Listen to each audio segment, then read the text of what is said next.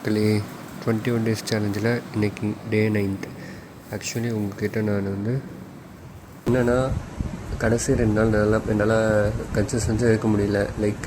என்ன இருக்க முடியலன்னா, நான் காலையில் எழுந்திக்க முடியல. என்ன விஷயம் அப்படின்னா, இந்த ஒரு 5 நாள் தொடர்ந்து 6 மணிக்கு எழுந்திட்டேன். அது சக்ஸஸ்ஃபுல் ஆகிடுச்சு. பட் நான் தூங்குறது நோட்டீஸ் பண்ணல. ஏன்னா நான் வீடியோ போஸ்ட் பண்ணுறது 11:30 அரௌண்ட் 11:30 அந்த மாதிரி டைம் ஆகிடுது. அதனால் நான் தூங்குறதுக்கான டைம் கொடுக்கவே இல்லை. ஸோ 6.5 hours தான் வருது. அதனால் என்னால் ஒரு 5 நாள் தொடர்ந்து பண்ண 6ஆவது நாள் எழுந்திக்க முடியல. செம்ம லேகு. எழுந்ததே 8 அந்த மாதிரி டைம் தான் எழுந்தேன். அதனால் என்னால் அந்த 6 மணி அதை பிக் பண்ண முடியல. ஸோ ஓகே போய் முடிஞ்சு அப்படி சொல்லிட்டு நான் பார்த்தா எல்லாமே லேக் ஆகுது. அந்த தூக்கம் இல்லாததுனால என்னால் ஒழுங்காக படிக்க முடியல, ஒழுங்காக கான்சன்ட்ரேட் பண்ண முடியல படிக்கிறதுனால. அப்போ தான் யோசித்தேன், ஓகே இதுக்கு என்ன சொல்யூஷன் பண்ணலாம் அப்படின்னு.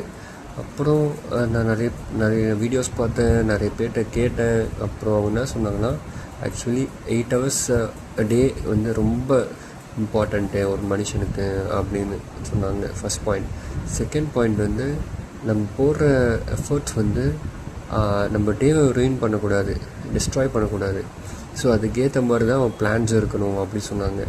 அப்போ தான் உங்களை கன்சிஸ்டன்சியை ஈஸியாக மெயின்டைன் பண்ண முடியும். அப்புறம் தேர்ட் பாயிண்ட் அதை என்ஜாய் பண்ண ட்ரை பண்ண சொன்னாங்க. என்ஜாய் பண்ணி பண்ணுங்கள் அந்த ப்ராசஸை. அப்போ தான் கன்சிஸ்டன்சியாக போகும். இல்லைனா பிரேக் ஆகும், ஃபெயிலியர் ஆகிடும். அதனால் என்ஜாய் பண்ணி பண்ணுங்கள் அப்படி சொன்னாங்க. சரி ஓகே, எல்லாத்தையும் கேட்டாச்சு, வீடியோஸும் பார்த்தாச்சு.